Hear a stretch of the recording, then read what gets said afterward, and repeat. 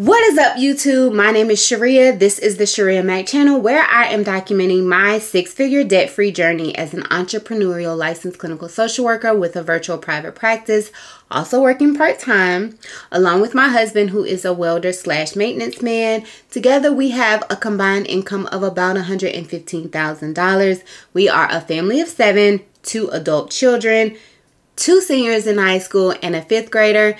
We started with $305,000 worth of debt, and this is the video of exactly what that debt includes.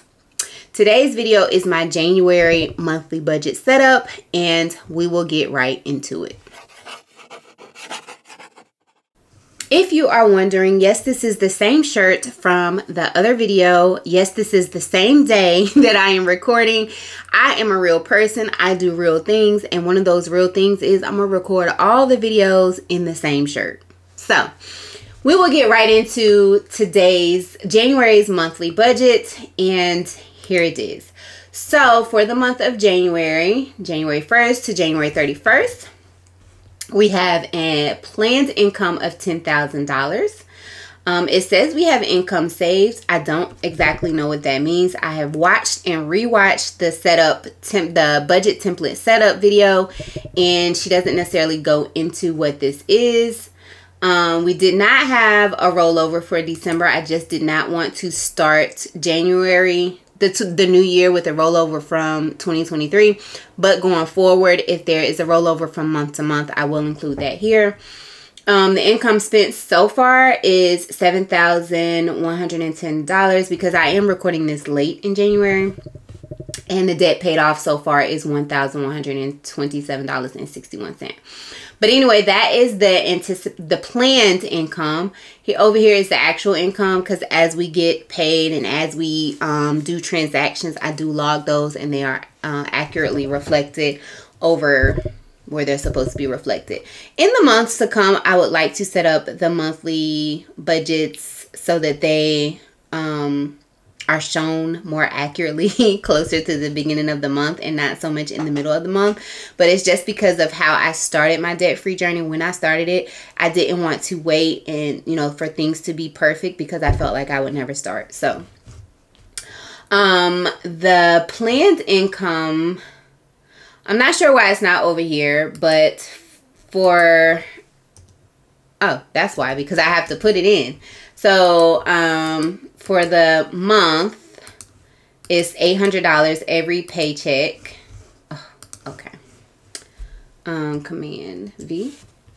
For every paycheck, we're anticipating $800, and then $900 for me every week. Although I know that the actual amount is like $933 and some change.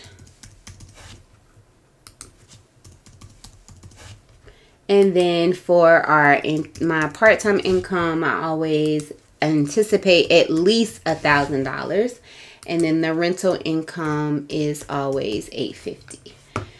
And we don't have 5 paychecks in this month, I don't think. Nope, just 4. Actually, yes, just 4. And so again, the anticipated income for the anticipated income is actually $8,750. So, or planned income, 708, whatever I just said that number was. All right, so then we go over to our savings, and for the month of January, the goal is to save $1,050. That is $200 towards my personal savings, $200 towards my husband's personal savings. Someone did ask, will we ever combine our savings account? And that's really hard to say. The reason, I think I've shared a couple of times, that my husband and I have a very different understanding of what savings is. My savings is for emergency situations, and I even have a standard of emergencies that require me to take out of my savings account. So if you guys have been following me for a while, you know, one of my biggest worries for January was that my daughter was not going to qualify for financial aid because of her GPA, and I was going to have to put her tuition on my credit card. And some people even asked then, like, well, why wouldn't you just take it out of your savings? Because that's not a big enough emergency to take money out of my savings, honestly. For me, I would just, because I know I have a part-time job, I would have either saved for her tuition, which I did. We did have the money in her savings account, in her particular savings account, to cover most of the tuition, or I would have put it on my credit card and paid it back off. But to pull it out of my savings account, it's a hard no. It's not even a hard no. It's an easy no. No. My savings account, the level of an emergency that has to come up for it to come out of my savings account is to save someone's life, basically. My own or one of my loved ones. Other than that, it's a no. That's just how I feel. And not that I owe anybody an explanation, but the reason that is my standard is because I have an autoimmune disease. It's a rare autoimmune disease. The name is Behçet's, which is basically inflammation of the blood vessels. So, and because of the inflammation of the blood vessels, I'm always at risk of a stroke or an aneurysm. And should something like that happen to me and I'm hospitalized or disabled, I feel comfortable knowing that my family's lifestyle wouldn't change drastically because I have that money in the savings account. So that is my explanation. Hopefully it helps people to better understand why I absolutely will not pull from my savings account. If you have a different level standard for your savings, that is great. I don't have a judgment for you. I'd appreciate if you didn't have a judgment for me. So getting back to savings, and then my M1 investments, which is where I just have a small investment account. I put $20 in there monthly, and then, you know, obviously all dividends go back. And right now I'm invested in the S&P, United Healthcare. I don't even know the other two I'm invested in, honestly. But I do get dividends. I do earn small dividends from the accounts that I am invested in. And then for Christmas 2024, I don't know why the monthly is $80 because it really should be like $250. And so far we have saved $100. And then Princeton, he gets $50 per month. And again, I keep saying I want to move his money into a custodial IRA. I have not done so yet. I'm really just waiting for someone to recommend, but maybe I just need to search it on Instagram. On my Shirria Mac in Debt Instagram, where I just follow a lot of financial literacy accounts. And then my daughter gets about $200 per month, and then our investment property gets $300 per month. When it gets to a certain amount, we will stop saving into that account. So that puts our savings actually at $1,220 per month, and so far we have saved $370 per month. Bills for the month actually total $4,360.44. That includes our Wells Fargo home mortgage that we pay in weekly allotments or installments. Honda Financial is also paid weekly. We have a HELOC at $288. We have Farm Bureau, which is our life insurance, at $133. We have my student loans, which is $357.38. Apple storage for all my and my son's Apple devices.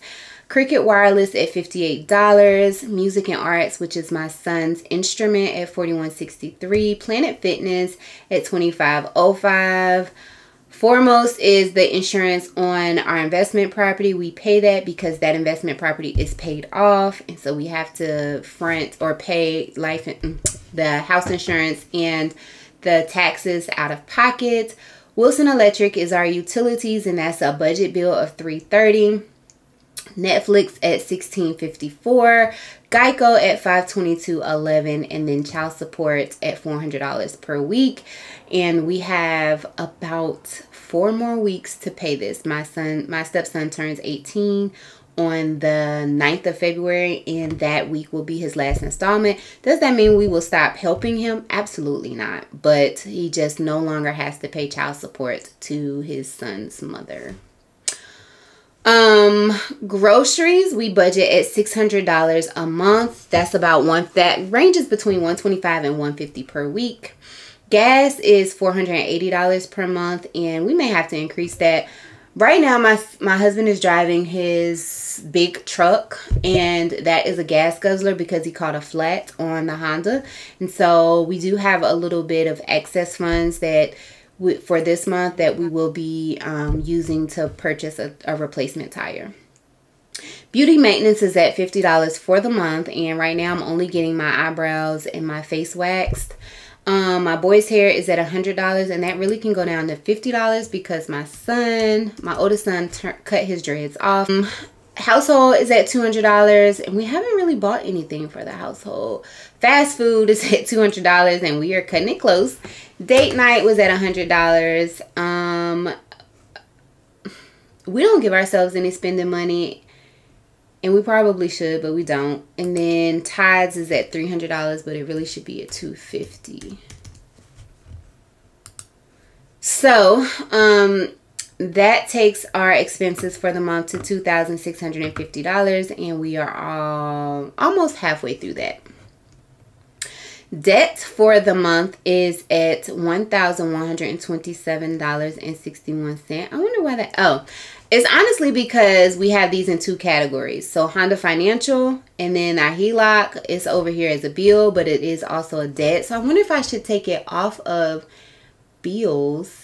And I don't want it in both categories, so I'm going to have to figure out. I'm probably going to leave the HELOC over here as a debt and keep my car just as a bill. And then my student loans, they're listed as a debt, but I also have them as a bill too. And I had a subscriber or someone who watched my video comment on this, and it made absolute sense. I think I just have it over here as a bill because it's something that I feel I absolutely have to pay or I would lose. And that's really why it's over there. But I mean, it's going to show up regardless. And I just need to figure out where I want it to be. So I probably will do that. And I think the reason my student loans show up twice is because over here it's just because it's on an automatic withdrawal. And there's the overall for the full debt. I didn't want to break down each independent bill for each loan. But I feel like I might need to do that. So anyhow, including everything over here totals $1,127.61.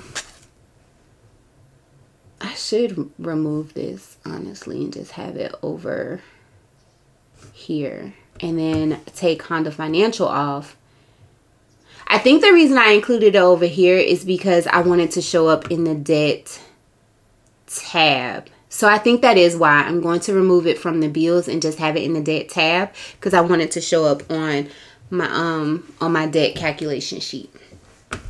So that is the monthly budget. Again, I don't know where I got the planned $10,000 income, because over here, well, I think it does actually end up, and I think it was based off of previous months as well. Like for December, we earned, oh, I think I already have it up. In December, we actually had a monthly income of $10,104.45. So I think that is accurate. That's an accurate reflection of our monthly income. So I'm going to get these corrected, and it won't show up this way in the following months. But this is our January budget. Of course, like I said, some of it is already filled in because I am recording this on January 15th, and it should have been recorded before January, which is the goal for the months to come. So that there's no confusion on what, you know, on the planned and the actual. But I like that because in the previous template, I had to go in and do all of this, the actual, how much the actual calculated up to. But on this template, it is actually done on its own, and I love that for me. So that is January 2024's budget. If you have any questions about how I'm budgeting or what I'm budgeting and why, make sure you list them down in the description box or the comment section. I will be sure to answer all of the comments. I actually do have some that I need to get caught up on. That is on my to-do list for today. And if you have watched thus far, I really appreciate it. If you want more routine content, well, you know what? I was gonna say if you wanted more routine content, be sure to follow me on my socials, but I'm not routine over there. I think I post once per week on my Instagram page and then once every other week on my Shirria Upgraded TikTok page. So I mean, you can follow me over there if you want to, but I'm much more consistent over here than I am over there. So YouTube is my focus right now because I'm hoping to get monetized to help to accelerate my debt-free journey. So if you watched this far, I really appreciate it. If you want to follow me over on my socials, I will list them on the screen here and as well as down in the comment section or the discussion section. And thank you so very much for watching. Bye for now.